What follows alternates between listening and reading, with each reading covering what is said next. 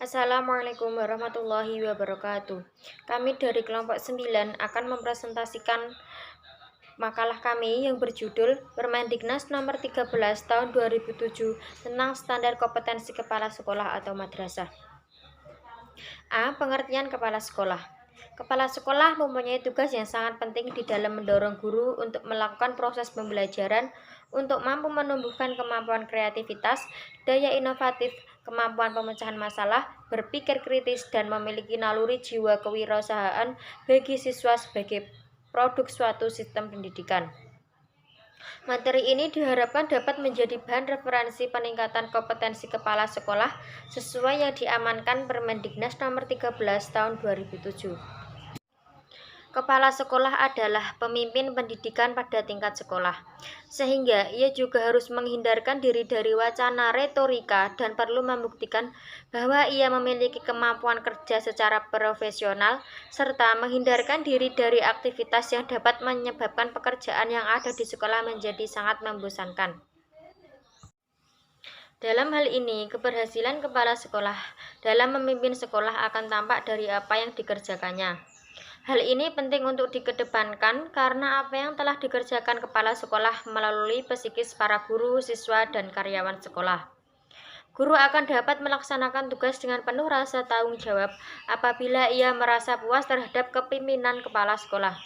Oleh sebab itu, seorang kepala sekolah dalam memimpin agar tujuannya yang telah ditetapkan dapat tercapai dengan baik, ia juga harus memperhatikan secara kultural, baik bagi guru, siswa, karyawan sekolah, orang tua siswa, serta lingkungan masyarakat.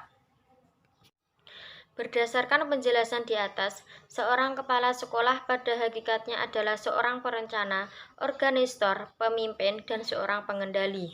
Keberadaan kepala sekolah diperlukan untuk mencapai suatu tujuan yang telah ditetapkan, di mana di dalam organisasi yang dipimpinnya berkembang berbagai macam pengetahuan, serta organisasi yang menjadi tempat untuk membina dan mengembangkan karir sumber daya manusia. B. Kompetensi kepala sekolah. Dalam upaya peningkatan mutu pendidikan di sekolah, baik itu prestasi akademis dan non-akademis, dibutuhkan kompetensi kepala sekolah yang sangat mumpuni. Dengan kompetensi tersebut, apa yang diinginkan oleh masyarakat dan orang tua murid, yakni tercapainya keberhasilan pendidikan di sekolah dapat terwujud, sehingga sekolah dengan apa yang dimiliki dapat berjalan dari berbagai bidang. Kompetensi merupakan semua pengetahuan, keterampilan, nilai, dan sikap dasar yang harus dimiliki oleh kepala sekolah yang direfleksikan dalam kebiasaan berpikir dan bertindak yang bersifat dinamis, berkembang, dan dapat diraih dan dilaksanakan setiap waktu. Kebiasaan berpikir dan bertindak secara konsisten dan terus-menerus memungkinkan seseorang menjadi kompeten, dalam arti memiliki pengetahuan, keterampilan, nilai, dan sikap-sikap dasar dalam melakukan sesuatu. Kebiasaan berpikir dan bertindak itu didasari oleh budi pekerti yang luhur, baik dalam kehidupan pribadi, sosial, kemasyarakatan, keberagaman, dan kehidupan berbangsa dan bernegara. Selanjutnya yaitu aspek kompetensi kepala sekolah. Berdasarkan ketentuan Permendiknas nomor 13 tahun 2007 tentang kompetensi kepala sekolah, setiap kepala sekolah harus memenuhi 5 aspek kompetensi, yaitu 1. Kepribadian. Kompetensi kepribadian adalah kemampuan personal yang mencerminkan kepribadian yang mantap, stabil, dewasa, arif, dan berwibawa, menjadi teladan bagi peserta didik dan berakhlak mulia. Yang ketiga yaitu kompetensi manajerial. Kompetensi manajerial adalah kemampuan seseorang dalam mengelola organisasi berdasarkan kompetensi yang ditetapkan dalam rangka mencapai tujuan yang telah ditentukan. Yang ketiga yaitu kompetensi kewirausahaan. Kompetensi kewirausahaan meliputi komitmen, cara berpikir, dan tindakan untuk mengembangkan dan mengelola inovasi. Yang keempat yaitu kompetensi supervisi. Pada dasarnya, supervisi merupakan bagian yang tidak terpisahkan dari seluruh proses administrasi pendidikan yang ditunjukkan terutama untuk mengembangkan efektivitas kinerja personelia sekolah yang berhubungan dengan tugas-tugas utama pendidikan. Yang kelima yaitu kompetensi sosial. Kompetensi sosial merupakan kompetensi atau kemampuan dasar yang harus dimiliki kepala sekolah yang erat kaitannya dengan hubungan dengan orang lain, baik dalam bentuk individu maupun dalam konteks masyarakat. Baik, selanjutnya adalah fungsi, peran, serta tugas dari kepala sekolah. Yang pertama, tugas utama dari kepala sekolah adalah sebagai pemimpin, mengatur situasi, mengendalikan kegiatan kelompok, organisasi atau lembaga, dan juga menjadi juru bicara dari kelompok tersebut. Nah, adapun fungsi dari kepala sekolah yaitu yang pertama, sebagai edukator atau pendidik. Jadi kepala sekolah di sini juga berperan sebagai edukator atau pendidik. Mengapa demikian? Di sini kegiatan belajar mengajar itu merupakan inti dari proses pendidikan dan guru merupakan pelaksana dari kegiatan tersebut.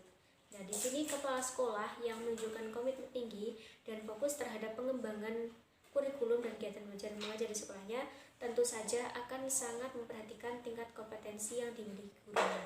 Sekaligus juga akan senantiasa berusaha memfasilitasi dan mendorong guru sekaligus peserta didik. Yang kedua itu adalah kepala sekolah sebagai manajer.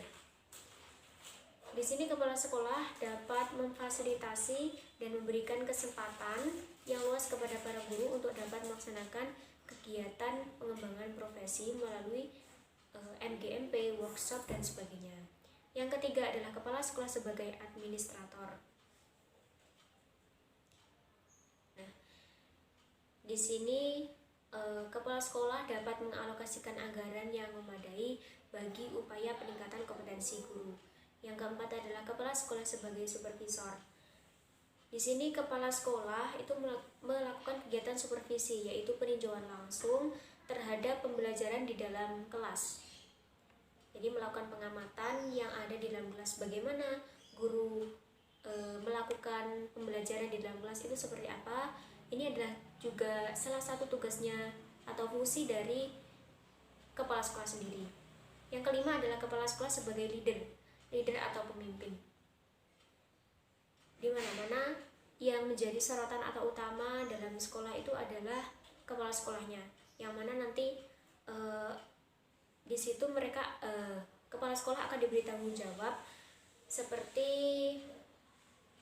melakukan tugasnya memimpin dalam setiap kegiatan, terutama kegiatan-kegiatan guru. Kemudian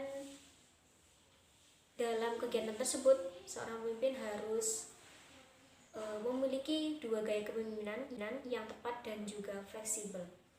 Yang keenam adalah kepala sekolah sebagai inovator. Di inovator di sini adalah menggagas, memberikan gagasan baru, mengintegrasikan setiap kegiatan, memberikan teladan kepada seluruh tenaga kependidikan. Yang terakhir adalah kepala sekolah sebagai motivator. Nah, di sini kepala sekolah itu harus memiliki strategi yang tepat untuk memberikan motivasi tenaga kependidikan dan melaksanakan tugas dan fungsinya. Oke, selanjutnya adalah tugas dari kepala sekolah. Yang pertama, membuat program sekolah.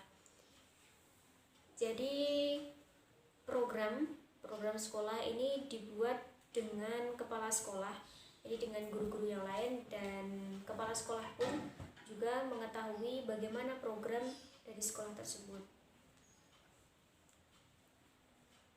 Kemudian yang kedua adalah pengorganisasian sekolah. Jadi semua kegiatan dapat menetapkan pembagian kerja, hubungan kerja, delegasi wewenang, integrasi dan koordinasi dalam bagan organisasi. Yang ketiga ada mengkoordinasi sekolah. Adanya koordinasi ini dapat menghindarkan kemungkinan terjadinya persaingan yang tidak sehat dan kesimpangsiuran dalam tindakan. Yang keempat adalah menjalin komunikasi sekolah. Jadi sekolah juga menyebarkan dan menyampaikan gagasan-gagasan dan maksud ke seluruh struktur organisasi. Kemudian menyampaikan atau komunikasi ini meliputi lebih dari sekedar menyalurkan pikiran, gagasan-gagasan dan maksud secara lisan maupun tertulis. Yang kelima ini adalah menata kepegawaian sekolah. Jadi salah satu tugas kepala sekolah itu juga menata kepegawaian sekolah. yang mana ini guru menjadi sumber daya manusia dan menjadi titik penekanan.